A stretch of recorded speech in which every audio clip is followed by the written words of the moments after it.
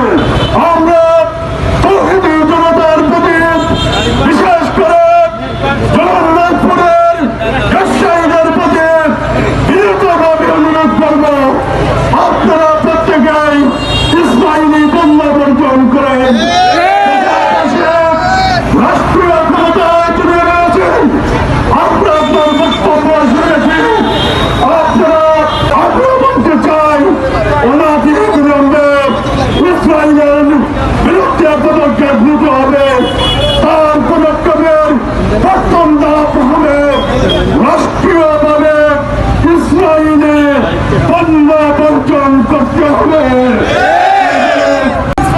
আপনারা ইসরায়েলি পণ্য বর্জন করুন। জগন্নাথপুরের ব্যবসায়ী বৃন্দ ভাইদেরকে আকুল আবেদন করছে, পায়ে ধরে বলছে আপনারা ইসরায়েলি পণ্য বর্জন করুন। একটাই, আমরা মোহাম্মদ রাসূলুল্লাহ সাল্লাল্লাহু আলাইহি ওয়াসাল্লামের উম্মত, আমরা এক নবীর উম্মত। আমরা সবাই ঐক্যবদ্ধ হয়ে আমরা এই জালিমের বিরুদ্ধে আমরা যদি অস্ত্র ধরতে হয় অস্ত্র ধরব। জালিমের বিরুদ্ধে যতটুকু করা প্রয়োজন আমাদের উলামায়ে কেরাম, আমাদের আকাবির, আমরা তাদেরকে অনুসরণ করি।